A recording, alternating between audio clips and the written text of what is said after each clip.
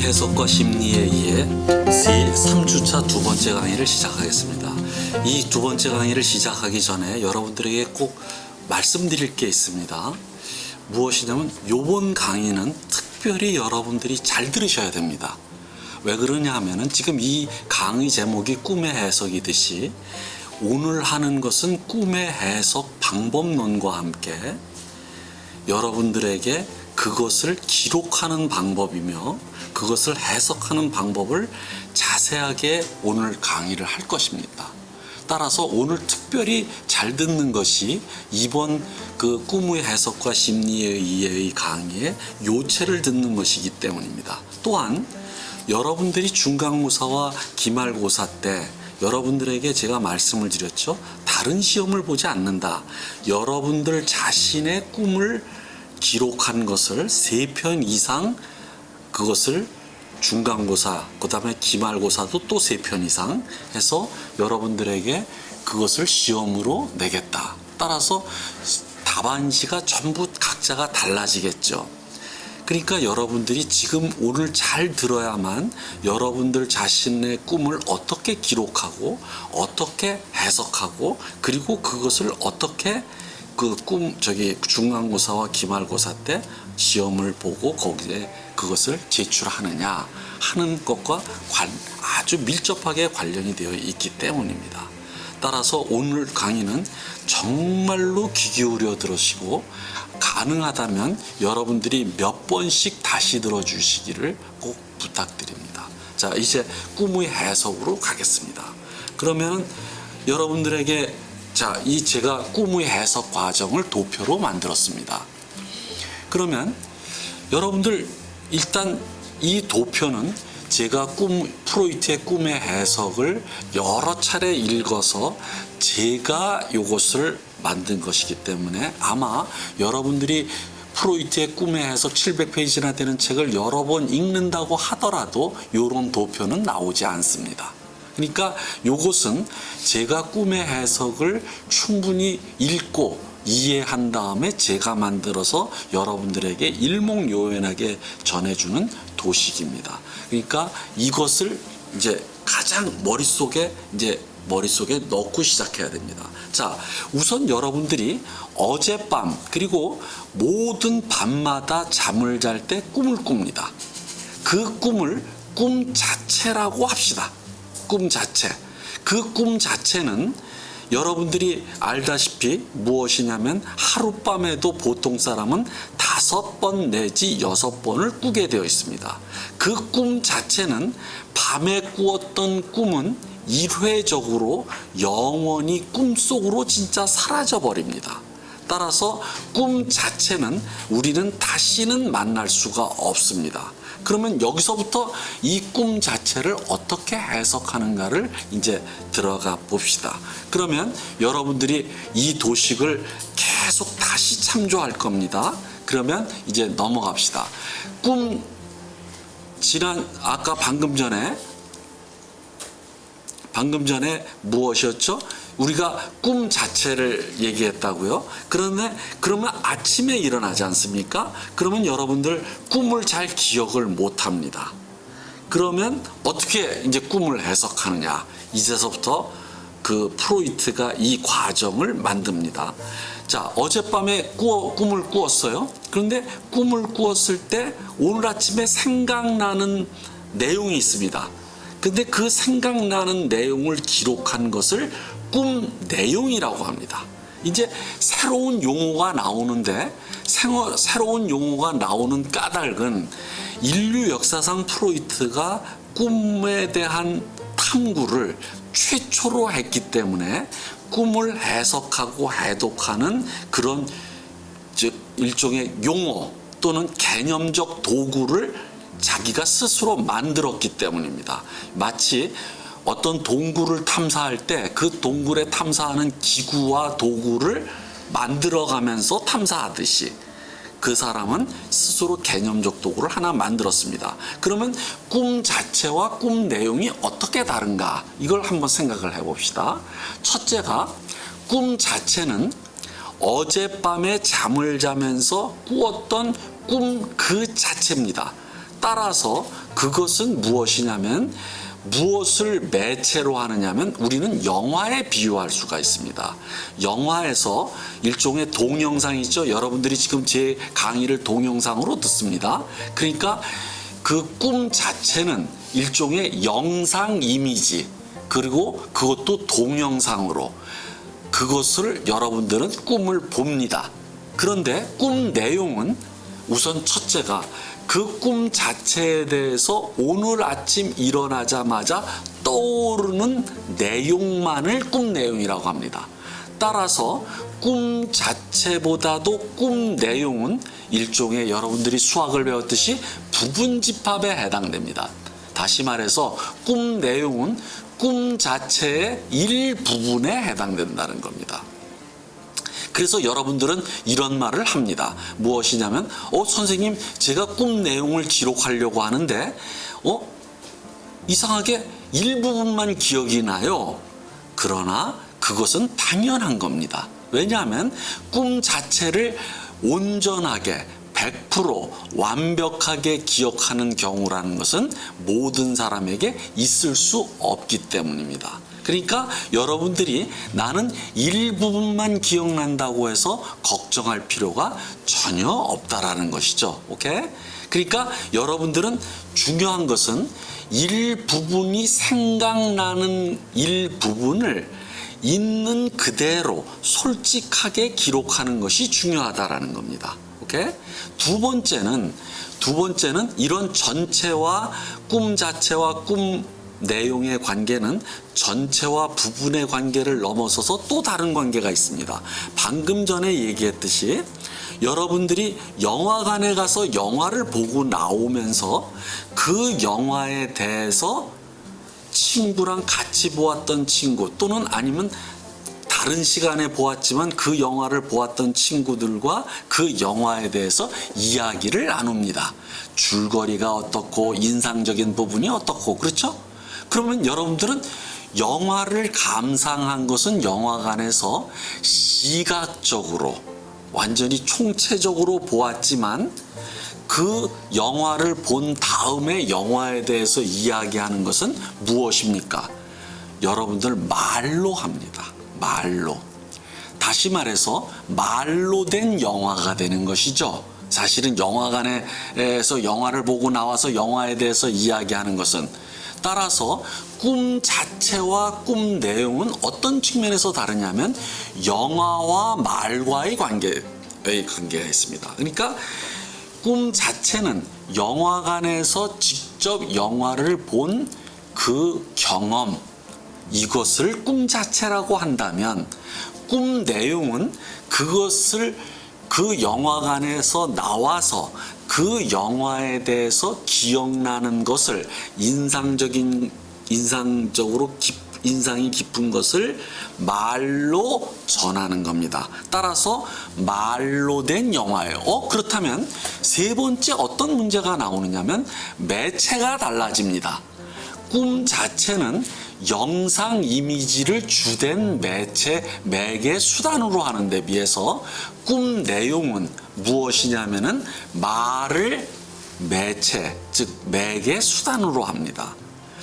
그렇기 때문에 꿈 자체를 영화에 비유한다면 꿈 내용은 일종의 글이자 말이자 그리고 문학에 해당한다라고 말할 수가 있습니다.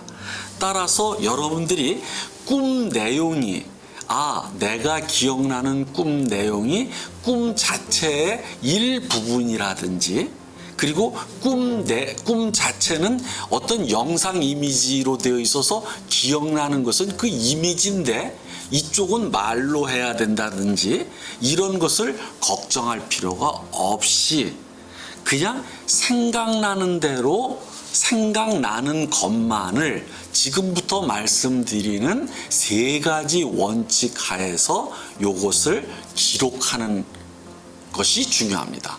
그 어젯밤에 꾸었던 꿈 자체를 생각나는 대로 기록한 것을 말로 기록한 것을 글로 기록한 것을 꿈 내용이라고 한다. 그러면 여러분들이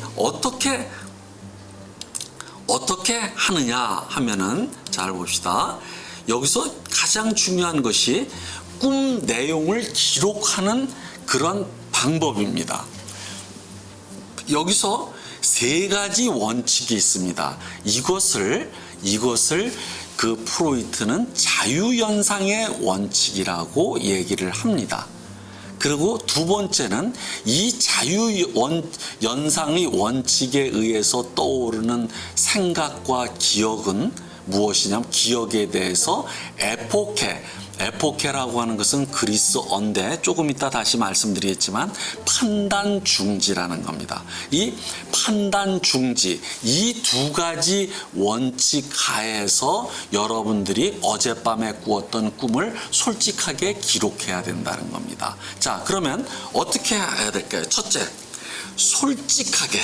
자, 그러니까 자유연상의 원칙은 세 가지입니다. 솔직하게. 가령 예를 들어서 어젯밤에 꾸었던 꿈 내용 중에서 일부분이 떠오르는데 그 일부분이 외설적이야.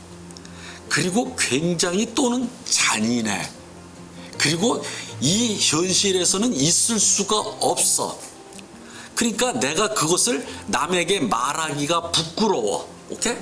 이런 생각을 들면서 내가 이것을 남한테 말할 수 없다라는 생각을 하게 됩니다. 그러나 꿈을 기록하는 첫 번째 원칙은 솔직하게 해야 됩니다. 솔직하게 생각나는 대로. 오케이? 예를 들어서 여러분들 이런 거 있습니다. 제가 치료했던 어떤 학생이에요. 그러니까 대학생이 찾아왔어요. 선생님, 이거는 죽었다 깨어나도 얘기할 수가 없어요.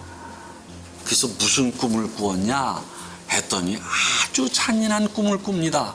무엇이냐면 쇠꼬챙이로 여자의 음부를 갖다가 이렇게 찌르는 그런 꿈을 꿨다는 거예요. 그런데 이거는 누구한테도 얘기할 수 없어요. 그렇지만 제가 달래서 용기를 가져야 된단다. 그것을 이야기해야 된단다.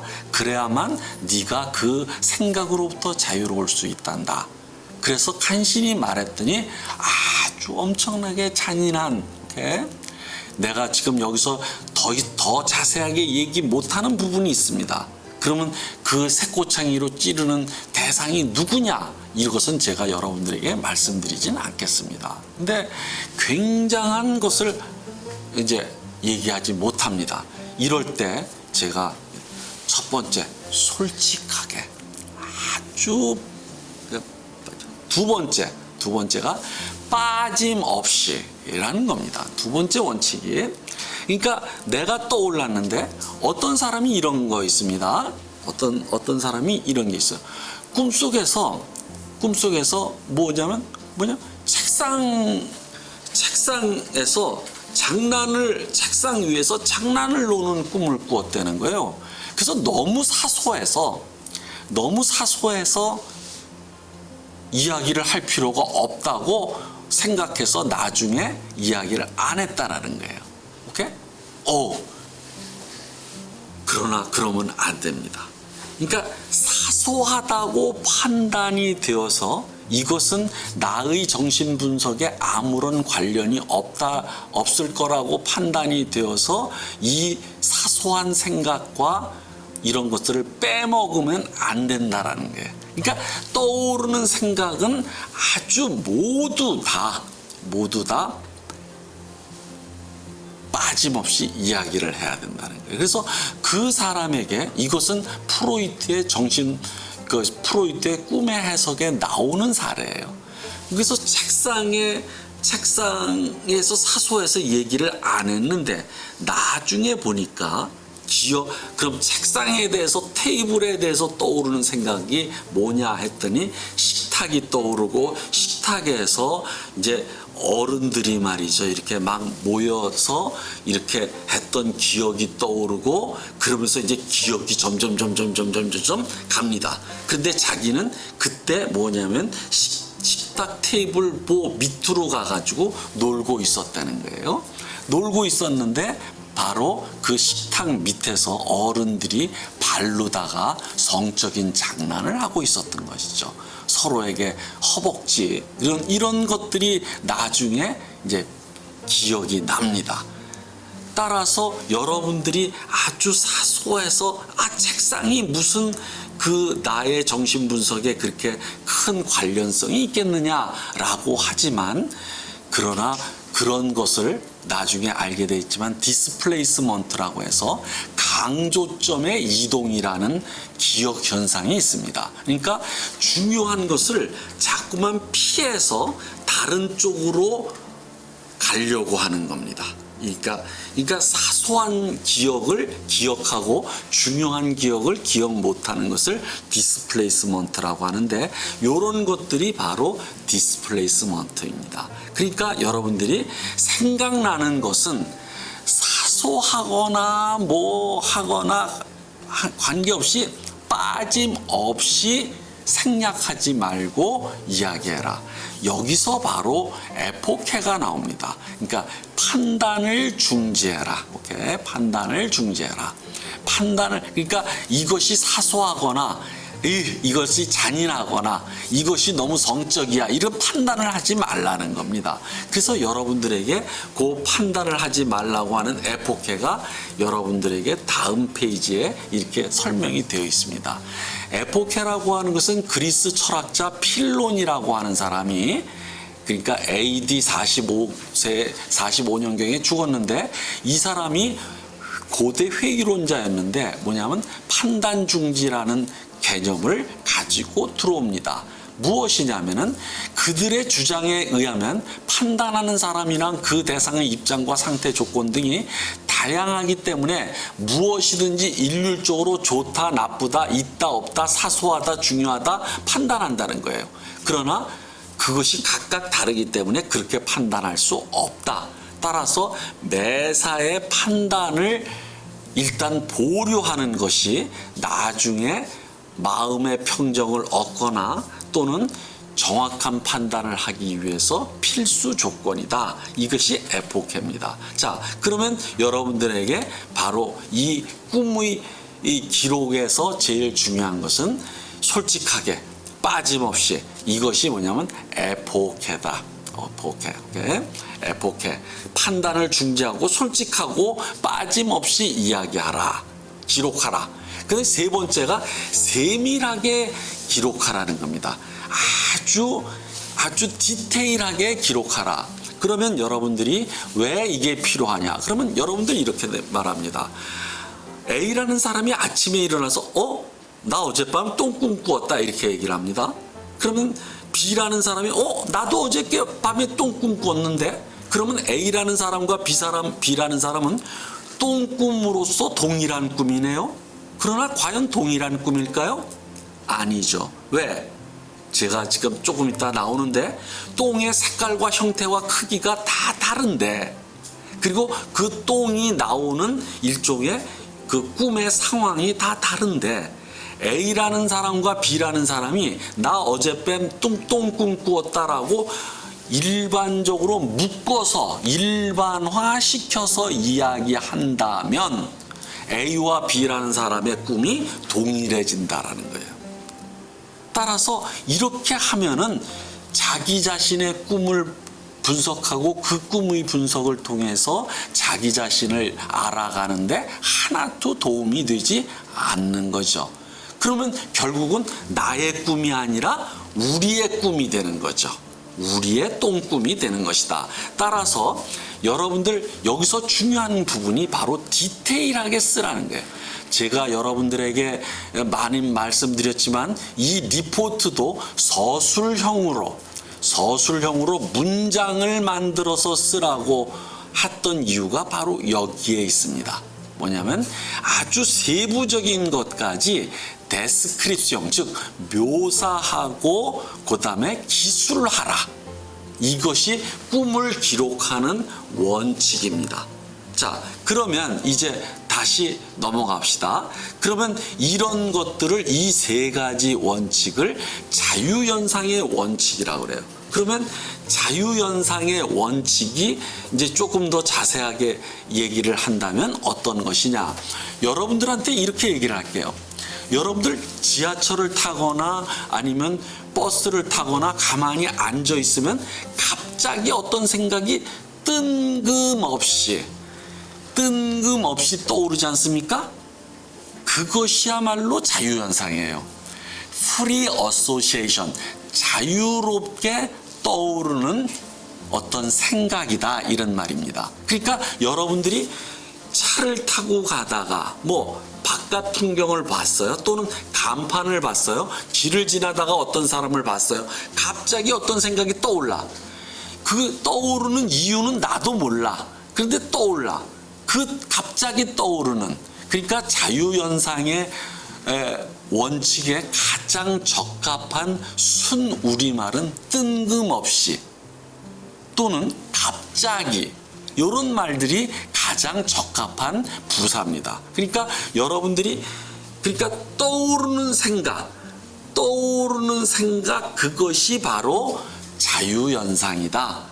그러니까 여러분들이 꼭 기억해 두셔야 될 것이, 꿈을 기록해요. 자, 이제 여기서 꿈 자체에서 꿈 내용으로 왔죠. 꿈 내용을 기록하는 원칙을 제가 말씀을 드렸단 말이죠. 이 꿈 내용을 기록해요. 그러면 꿈 내용은 꿈 자체의 부분이죠.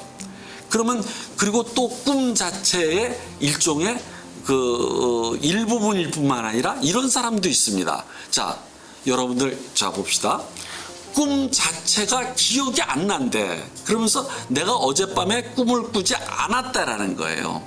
그래서 제가 지난번 강의에서 이미 현대의학 뇌 영상 촬영과 뇌파 검사에 의해서 인간은 수면 주기가 있는데 REM 단계에서 반드시 꿈을 꾸게 되어 있다. 근데 잠의 주기는 1시간 반 주기로 램을 왔다가 내려갔다가 한다.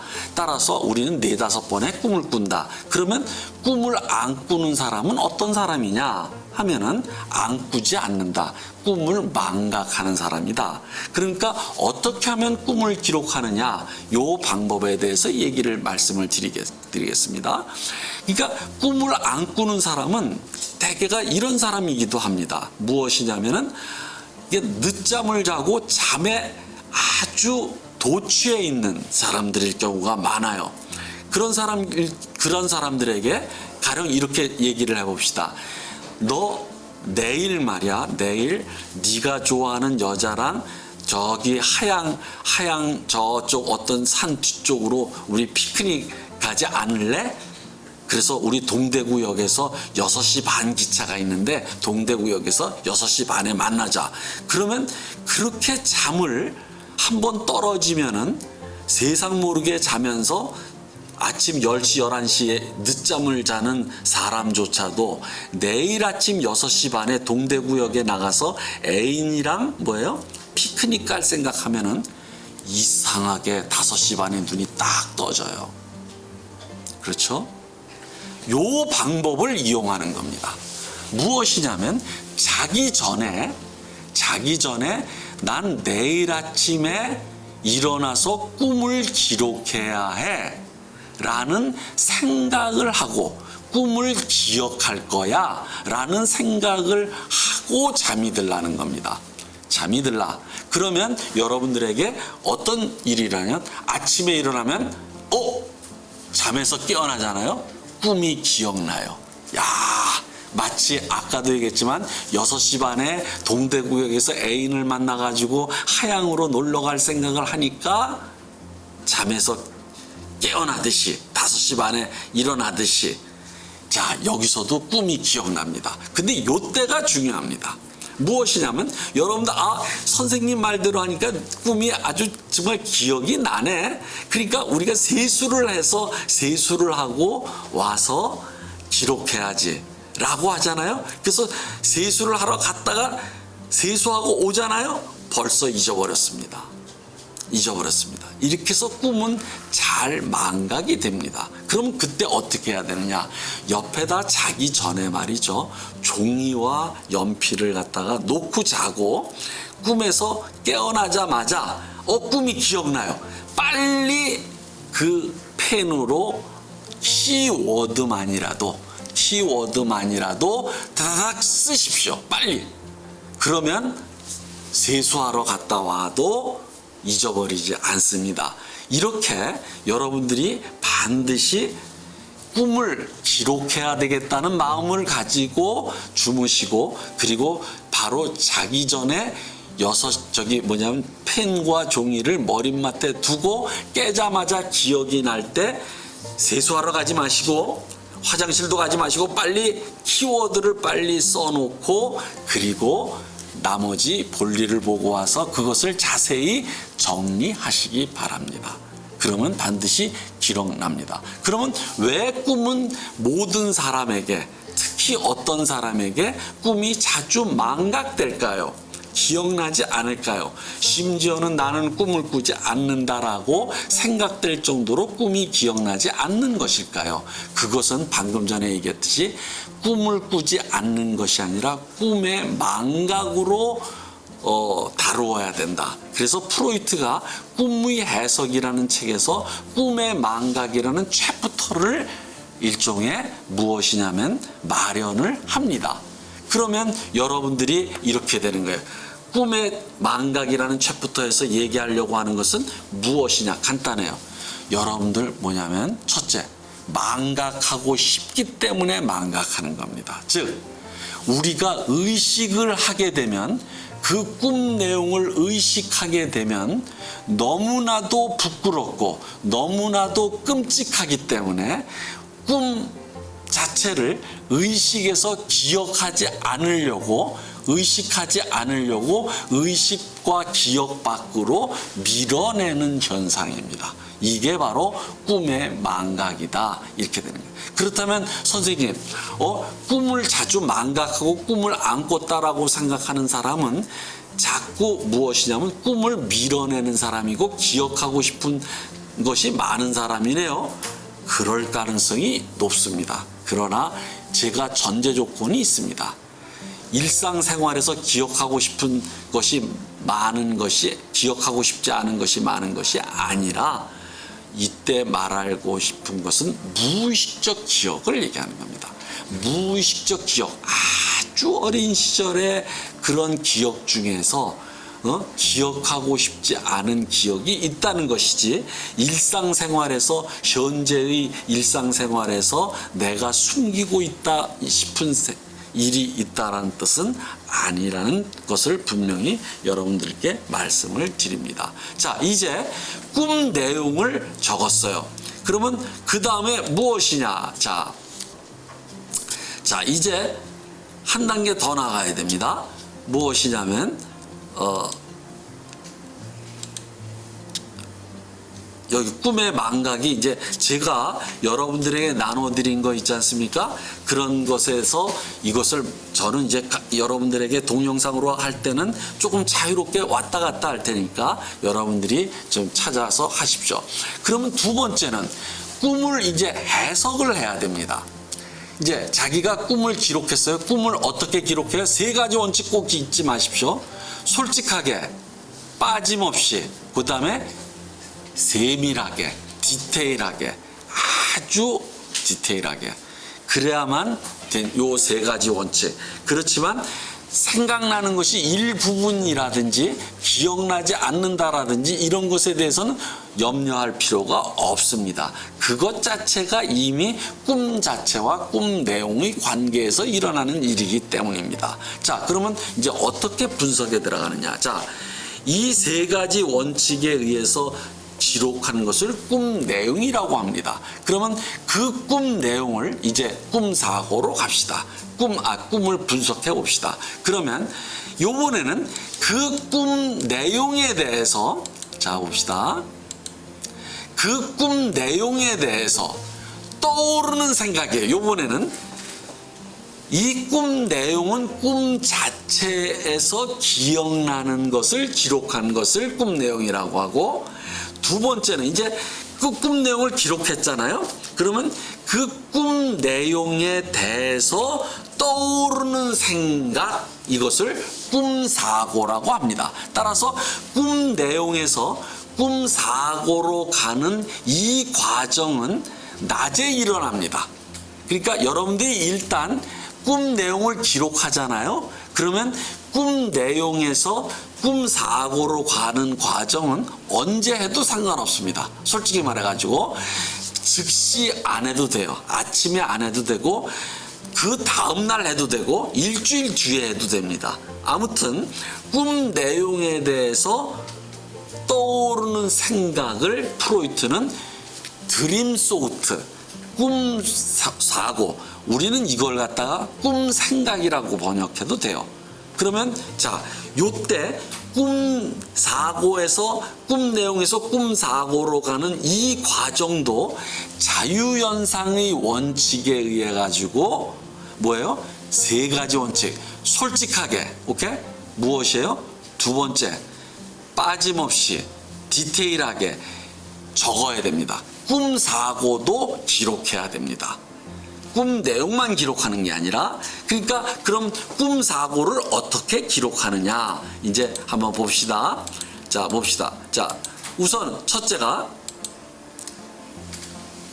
자, 우선은 꿈 사고를 추적하려면, 꿈 내용에 대해서 떠오르는 생각을 추적하려면 어떻게 되냐면 꿈 내용을 구성 요소로 분해해야 됩니다. 자, 어떻게 분해하느냐 하면 잘 봅시다. 아까도 말씀드렸죠. A라는 사람과 B라는 사람이 나 어저께 똥꿈 꾸었다? 그럼 두 사람이 똥꿈으로서 동일한 꿈이 돼버려요. 일반화돼요. 그래서 제가 자유현상의 원칙에 의해서 어떻게 하라 그랬죠? 똥을 디테일하게 데스크립시옹 하라 그랬죠. 그죠? 그러면 그 데스크립시옹 하는 한 똥은 A와 B가 달라요. 아까도 얘기했지만 색깔, 냄새, 물기, 그 다음에 크기, 형태 다 달라요. 그렇죠? 그러니까 다른 꿈이 되는 거예요. 그러니까 서로가 자기 자신의 꿈이 되는 거예요. 서로가. 이렇게 분해하는 데는 지금 방금 전에 얘기했듯이 이렇게 자세하게 디테일하게 묘사한 꿈 내용을 분해하는 이유는 자기 자신의 꿈으로 만들어가는 과정의 한 일환입니다. 두 번째가 무엇이냐면 이렇게 봅시다. 여러분들 화학에서 분석화학이라고 하는 게 있습니다. 분석화학. 이것은 분석화학에는 여러분들이 고등학교를 졸업한 지 얼마 안 됐으니까 정성분석과 정량분석이라고 하는데, 아무튼 분석은 무엇이냐면은 어떤 물체가 있는데 그 물체를 그것을 구성하는 최소 단위의 요소로 분해한 뒤에 그 최소 단위의 구성 요소의 결합으로 표시하는 것을 분석 화학이라고 합니다.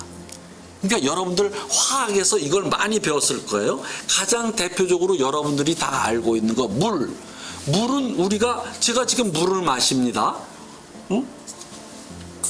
물을 마셔요. 근데 이 물은 최소 단위의 구성 요소로 분해하면 어떻게 됩니까? H2O가 됩니다.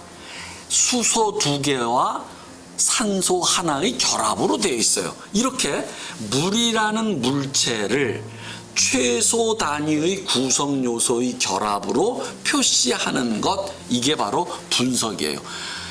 프로이트는 이러한 화학의 분석 화학을 정신과 심리에도 적용할 수 있으리라는 생각에서 이 꿈의 해석 방법을 마련한 겁니다. 무엇이냐면 똥꿈을 꾸었죠? 그러면 그 똥을 무엇이냐면 각각의 구성 요소로 분해하는 겁니다.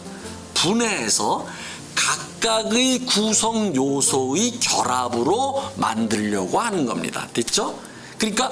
그래서 프로이트는 자기가 만든 이 방법론을 정신분석이라는 새로운 용어를 붙입니다. 자, 됐죠? 그러면 그것이 분석이 왜 그래요? 화학 분석처럼 그것을 심리에 적용하겠다. 그래서 정신분석입니다. 심리분석입니다. 그러면 심리분석의 요체가 무엇이에요? 어떤 꿈 내용을 그것을 구성하는 요소로 분해한 다음에 그 각각의 구성 요소에 대해서 교성 요소의 결합으로 원래를 다시 재구성하려고 하는 겁니다. 됐죠? 그러면 이제 됐어요. 자, 똥꿈을 꾸었어요. 꿈 내용입니다. 각각의 구성 요소가 있어요. 크기, 형태, 아까도 물기, 냄새 다 달라요. 색깔 다 다릅니다. 이것을 구성 요소로 분해해요. 그리고 각각의 구성 요소에 대해서 떠오르는 생각, 이것을 꿈사고라고 합니다. 그러니까 각각의 구성 요소에 대해서 떠오르는 생각을 구성 요소라고 합니다. 그러면 제가 실제로 있었던 걸 하나 예를 들어 드릴게요. 자, 우선 똥꿈을, 여기에 예가 있습니다. 똥꿈. 그럼 제가 꾸었던 똥 색깔이 누런 색깔이었어요. 누런색. 그런데 이게 나의 꿈 내용인 똥꿈을 똥꿈의 구성 요소 중에 하나인 누런색에 대해서 자유현상이 떠오른 겁니다. 그런데 그 자유현상이 바로 꿈사고인데, 꿈사고는 거듭 말씀드리지만 여러분들 이런 겁니다. 꿈사고를 갖다가 자유현상 한다고 해서 이런 거 있지 않습니까? 기차는 길어, 기름은 바나나, 바나나는 길어, 기름은 기차, 기차는 빨라, 빠르면 비행기, 비행기는 높아, 비행기, 이런 식의 말끝 이어가기가 자유현상이 아닙니다. 알았어요? 여러분들 이제 중간고사와 기말고사를 볼 때 이런 식으로 자유현상과 꿈사고를 따라가는 사람들이 있습니다. 그러면 내가 점수 안 줍니다. 그러면 꿈사고는 어떻게 해야 되느냐? 꿈사고는 자기의 기억으로 가야 됩니다. 자기의 특히나 어린 시절의 기억, 이것만이 나 자신의 독특한 것이기 때문입니다. 아시겠죠? 아까 똥꿈을 꾸었다라고 하면 너무나도 동일해지지 않습니까? 그것을 구성 요소로 분해하는 이유는 자기 꿈의 독특성, 특징을 살리려고 하는 것이듯이, 됐죠? 그것을 무엇이에요? 그것에 대해서 자유롭게 떠오르는 생각, 꿈, 사고조차도 자기의 독특한 기억으로 연결됩니다. 어린 시절의 과거의 기억으로. 이런 식으로 일반화된 기름은 기차, 기차는 빨라, 이런 시기는 이건 자기의 독특한 자유현상이 아닙니다. 자, 꿈, 사고는 뭐라 그랬습니까? 자기의 어린 시절의 기억입니다. 간단히 말하면 아주 다른. 그러면 여러분들 잡읍시다. 누런색이라고 하는 제 꿈의 구성 요소에 대해서 꿈 사고를 갔습니다. 그랬더니 초등학교 때 어머니가 짜준 누런 털실의 스웨터입니다. 우리 어머니는 그렇게 많이 따줬어요. 그런데 딱 이렇게 했어요. 저는 그 색깔이 싫었어요. 그 노인네 색깔이었어요. 약간 주황기가 들어간 아주 짙은 누런색 있지 않습니까? 그게 그렇게 싫었어요. 할아버지 색깔 같았고, 그리고 할아버지 냄새가 나는 것 같았고, 두 번째는 어린아이들은 빨리 자란다고 해가지고 크게 떠주셨어요. 우리 어머니가. 그러니까 누런색의 할아버지 색깔 나는 그 스웨터를 이게 칙칙 늘어져요. 왜냐하면 내가 빨리 그것에 맞아가지고 맞을 정도로 빨리 커야 돼요. 그러니까 막 나는 그게 싫었어요. 그런데 그것을 짜주고서 겨울날인데 어머니가 이걸 입고 가라고 그래서 딱 나오는 순간에, 집을 나서는 순간에 뭐냐면 제 여자 짝을 만났어요. 근데 그 옷을 보더니 얘가 웃었습니다. 그것이 얼마나 창피하고 부끄러운지 그때 그런 다음에 학교까지 막 뛰어갔습니다. 그냥 창피해가지고. 그런데 여러분들 그거 아십니까? 지금 이제 내 나이가 되니까 그것을 창피했던 내가 창피해집니다. 그러니까 어머니가 정성 들여서 떠주신 건데 그때는 그것이 그렇게 창피했는데 지금은 그 어머니가 떠주신 털실 스웨터를 창피해했다는 내가 부끄러워집니다. 이런 겁니다. 이런 것을 프랑스 말로 셀라비, 이게 삶이다, 이런 얘기인데, 여러분들에게 이렇게 말씀드리겠습니다. 똥의 누런색으로부터 출발한 이러한 꿈 사고가 오케이? 엄청나게 다른 내용으로 가버리네요. 뭐예요? 부끄러웠던 기억으로 갑니다. 이렇게 꿈 사고는 꿈 내용과 전혀 다른 식으로 저쪽으로 가게 되는 겁니다. 이것이 바로 꿈 사고예요. 그럼 여기서 두 가지 질문이 나옵니다. 하나가 어떤 질문이냐면은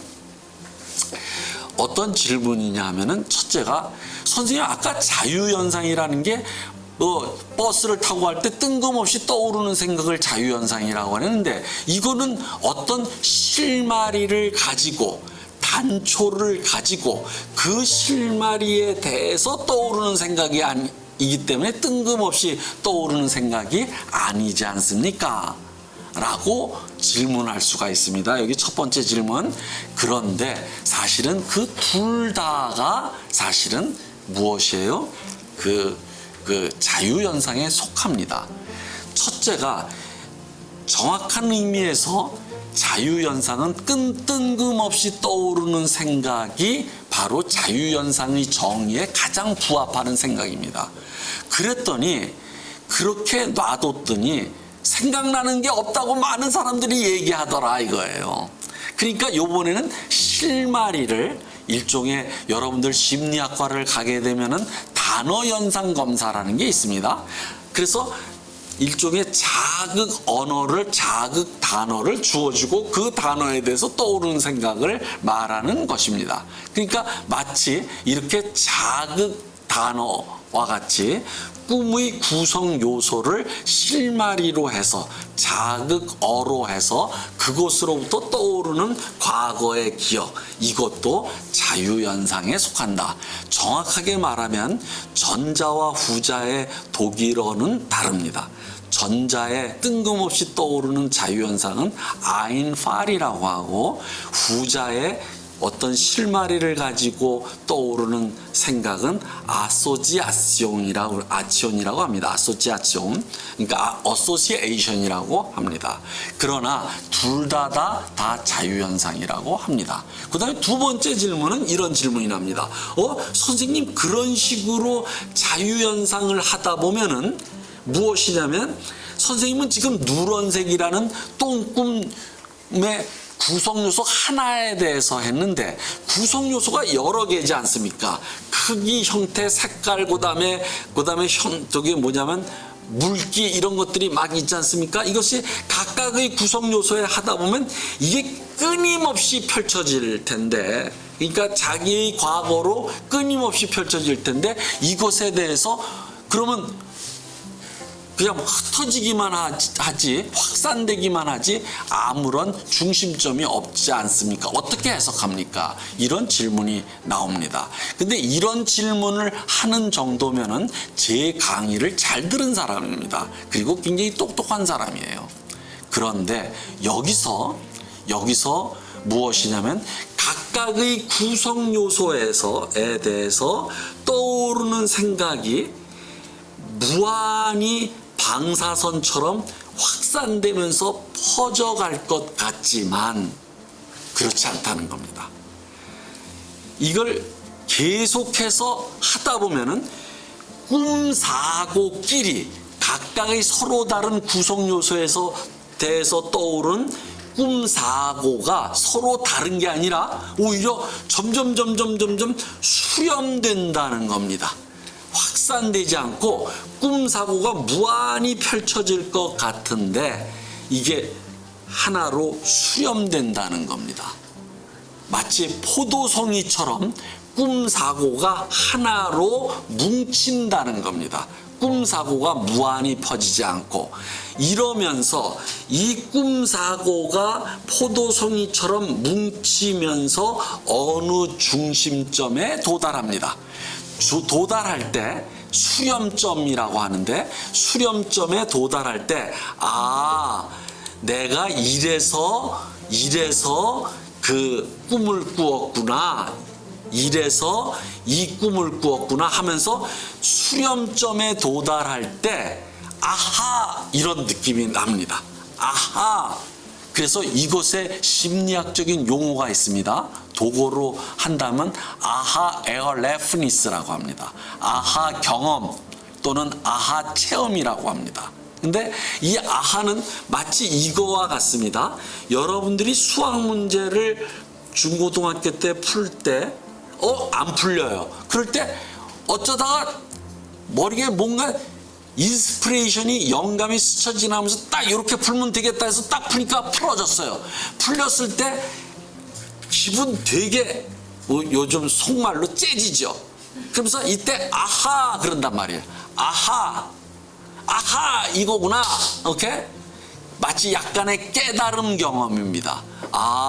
이 무엇에 이게 점점 꿈 사고가 확산되는 게 아니라 이게 점점 모입니다.